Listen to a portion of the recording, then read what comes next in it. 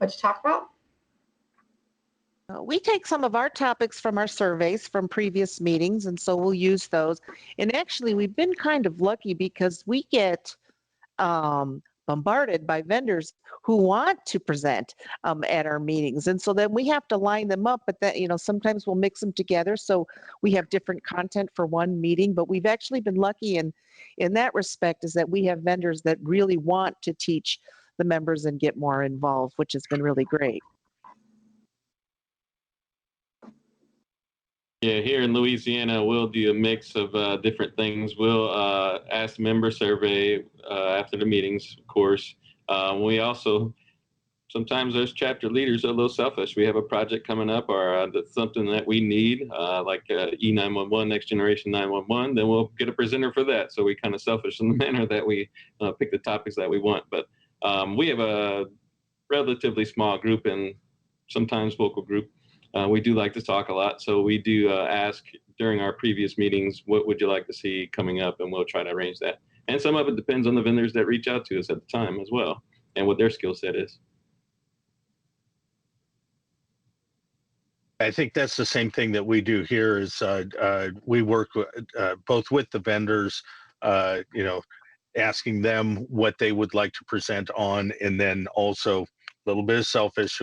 I've done E911 and we just implemented E911 recently, and so we had a lot of sessions on that. And then like you just said, Slade, I actually ask at meetings. Say, what do you guys want to talk about? What do you want to hear about? Contact center, any topics are on the table, and we'll go out and find the resources. And there are plenty of resources available through headquarters that we can actually tap and say, hey, come do this presentation at our meeting, and it always seems to work out really well. Same with us, just like y'all said, it's asking the members what they want, and also what the hot topics are kind of in the industry as well. So of course, up until a few months ago, meetings were almost always in person. I think every once in a while a chapter did a virtual meeting, but this group loves to meet in person. We're a very social, professional association. So explain what a traditional chapter meeting may look like, and then maybe what meetings are looking like now as we're using Avaya Spaces to host meetings. I know some of you have done some really interesting meetings, but what would someone expect if it was their first meeting coming to, let's say, an in-person meeting, and then share an example of a virtual meeting as well? I know for us in Chicago, you would meet a whole lot of friendly people. Everybody is very friendly when you come. You could sit next to somebody and they're more than willing to talk to you. It starts out with registration and coffee usually, and then there's a little IAUG business of what's going on, and then the speakers start to talk, might take a little break in between, and then after all of the content is finished, then we usually finish it off with lunch. We have had meetings at the Arlington racetrack where afterwards ended up being really nice. My first time ever betting on the horses, but it was fun. We also did one at Top Golf where after the meeting you were able to do something that was fun. So there's something for everybody. Not only do you learn, but you also get some time out of the office and some welcomed networking. Good times. Yeah, for us in Louisiana, we kind of follow the same format. We usually do a 10 to 2 meeting. We get together in the mornings. We do introductions. If we have anyone new there, we make sure we introduce everyone, kind of break that ice, if you will. Then we usually hold a pretty in-depth talk, and then we'll have a little lunch. Louisiana, so we always have great food. Then in the afternoons, we'll hold a little bit lighter topic, usually because people are kind of full from lunch. And then we do occasionally go to different venues like Top Golf and such. We have a little fun after as well. So conversation's always great, meet a lot of great people. We like to talk in Louisiana. We like to visit. So there's always a lot of that going on. And Northern California, we're again very similar. We do a night kind of 9:30 to 2:30, I think is generally what ours is, and we start out with breakfast and coffee and socializing, and then we'll do our tech talk discussions, and then lead right into speakers, and we'll have our first speaker in the morning, and then break for lunch, a second speaker in the afternoon, and then after we break, we go to what we call meeting after the meeting, and that's where it all goes down. That's where the fun starts. But those are where we make the best connections with vendors and other people that are members of the group as well. That's where the good conversation and socializing happens, and that's what a typical in-person meeting looks like for us. Same as y'all, different. So Dustin, walk us through the virtual meeting process. What does that look like now? I'm imagining you guys aren't having 4 or 5 hour meetings online. No, we did our first one a couple weeks ago, and it was a little different. We shortened it to about an hour and a half, just because it's hard to sit in front of a computer for 3 or 4 hours for a meeting. So we basically kind of went over IAUG business and welcomed everybody, and with 15, 20 people in a virtual environment, it is hard to have those one-on-one conversations. So we try, and then we had a lady come and do some. She used to work for Global Knowledge, so she was able to give some informative training, and then we played a little game at the end, a little trivia game, and that was it. So it worked well. We're excited, even if we get back to person, maybe do some virtuals in between the in-person to continue the conversation and continue the training and the knowledge share. Yeah. Go ahead. It sounds like most chapters are doing that. Yeah, we try to keep ours in Northern California down to 2.5 hours, never more than that, and try to put as much good content from vendors, have a vendor presentation, and there's always prize giveaways. So we have some prize giveaways to do a random pick of people who have attended. So it's good. It's good. Love fun. our raffles. Yep. Everybody loves raffles. Yeah, I think as far as virtual goes, I think this particular pandemic got kind of forced us to look at virtual.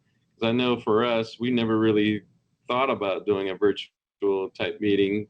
We do love in-person meetings so much. We do love to chat with everyone in person and build those friendships and networking opportunities. So this kind of forced us to get a little bit out of our comfort zone. So now we actually, I think all of us are looking at doing some type of virtual event at some point in time in our chapters, or even doing a combination of live and virtual, but it more or less forced us to start thinking along that path. And I think that benefits all chapters. Agreed. We did one virtual meeting, and I'm not going to lie, it was a little scary because you just worry about the connection and is your hair right, and all that kind of stuff, and whether or not you're going to say the right thing or stumble. And it was a little scary, I'm not going to lie. But once it was done and it got going, it was great. It worked out really good. We were still able to get some interaction through the chat box and still able to do the raffle. So I feel a little bit more comfortable going into the next one, which hopefully be sometime this summer.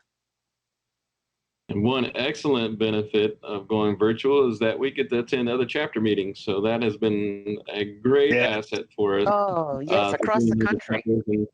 And see what other people are doing. Good ideas for us chapter leaders, especially on how to present a meeting, the different types of way to do raffles, trivia, as in South Carolina, and things like that. So that's been very fortunate for us to be able to take a peek behind the curtains of other chapters during this pandemic time. Good to hear. Yeah, I think people are really appreciative. We actually have more people registering for chapter meetings now than ever before, I think, because there's an eagerness to connect and to knowledge share, but also you don't have to worry about traveling or getting out of the office. So I think it'll be cool to see a hybrid in the future where we have a mix of in-person and virtual meetings. So that's great to hear. Okay, so now I'm going to ask my favorite question to ask people who are involved in chapters, and feel free to elaborate or take your time. But is there something you learned at a meeting that ended up either making your job easier or saving your company or yourself resources, time, etc., and kind of walk us through that realization from a chapter member or a chapter meeting? So I'll start with that. It's been a few years now, but I'm on the CS 1000, which is very old. We have very limited funding here at Nicholls State. So I have to kind of work with what I have. Well, I had a few new buildings coming online probably 4 or 5 years ago. And during one of our meetings, we were talking about IP Office solution and how the license increase for the number of users potentially on an IP Office. It went up to a couple thousand potential phone sets on hanging off an IP Office. Well, that was a relatively inexpensive solution for us. That was a relatively less technical solution for us. So it kind of fit our bill to bring in a couple new buildings using the IP Office solution. And that is something we did, we implemented, we have it in place. We're actually slowly expanding and migrating off our CS1000 to the IP Office. And that was all due to a chapter meeting that just happened to be talking about the IP Office solution and the increasing in number of devices that can connect to it. So that certainly benefited Nicholls State because it more or less fit our budget, if you will, for our solution.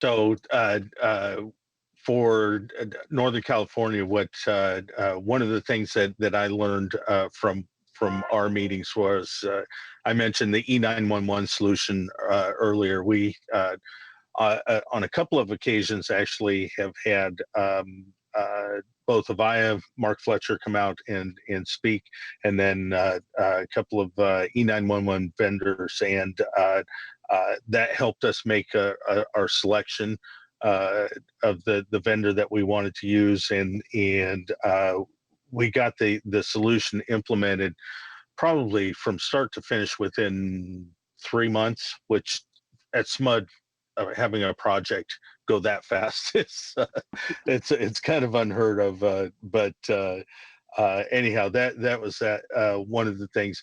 The other thing, and this kind of goes back to what Susan said earlier, was being involved in the chapter actually helped or benefited SMUD in a big way. We were having issues after a contact center upgrade. We have AACC, and after a contact center upgrade, we had some problems, and I was able to pick up the phone, call Avaya, and say, look, you need to fix this, and not necessarily do you know who I am, but kind of do you know who I am? and they listened, and you know, we got their attention, and we were able to get a fix from them in a very short order, and it benefited SMUD directly on that fix. Yeah, the one product that I saw that we haven't implemented it yet because we still need to upgrade our environment, but was ways to deal with spam and robocalls. I didn't know what to do with those calls. Do you just hang up on them? You know, we were getting so many of them, and there are some nice applications out there that vendors have to deal with those kinds of calls, which I know is a problem for a lot of companies. And so once we're ready as far as our environment goes, that's something that we're going to definitely take a look at. But that was a great piece of equipment to take a look at and learn more about. I really was impressed with that.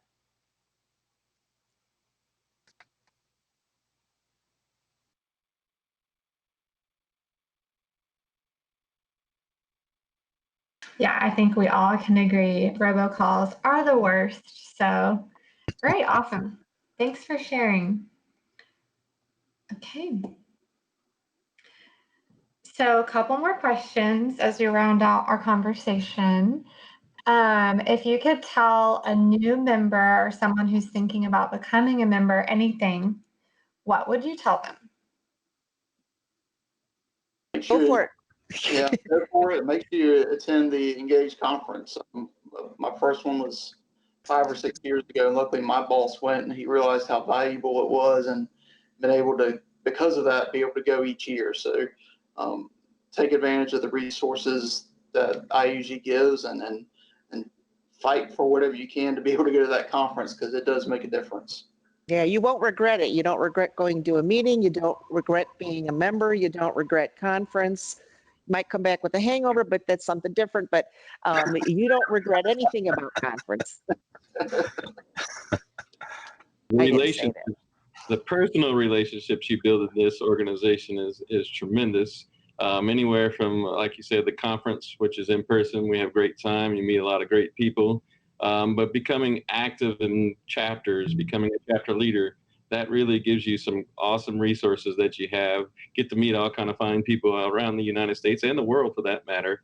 The councils as well is an awesome resource that you can build relationships. If you are working through a technical problem at work, you send it out to that council. I guarantee you someone on that council will know what to do, or at least what resources to give you. And different things like that. The conference is outstanding. I know I said that already, but I just can't can't say it enough. And all the relationships in that conference that you build, you're getting on video calls, you know, hey, Dustin from South Carolina, hey, Susan in Chicago, hey, Tim from Northern California. Who else could say they have friends all around the world that they can come at a moment's notice and come to help you with the problem that you're having? There's so much to learn. I come out of those conferences. When I come back from conference, I have learned so much. It's just amazing how much you can learn in the course of 4 days. It's just a couple of days, and you just get so much information, meet so many great people. You have a great time. We've been to some great places.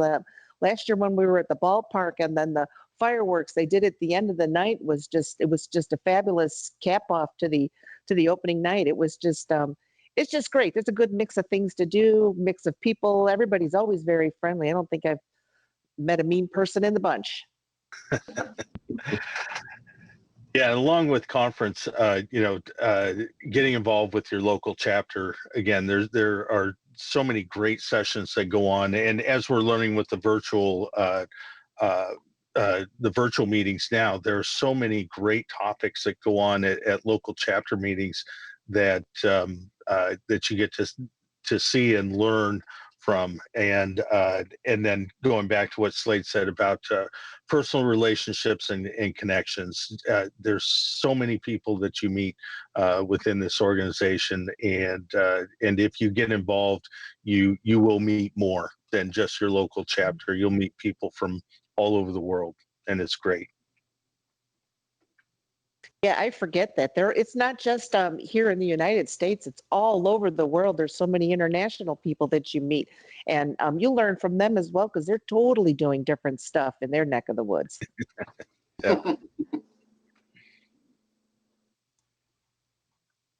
Yes, we have a few international chapters as well. So next time we'll have to have someone from Germany or South Africa or Singapore on to join in on the conversation. But thank you all so much. Caitlin, do you have any other questions for our wonderful chapter mentors? I don't think I do. Thank you guys so much for participating with us today. I think this was a great episode, and I'm really excited that you're able to help us out. Thanks for having us. No problem. Great. Glad to be here. It's good to see you guys. Yeah. It's good to see y'all.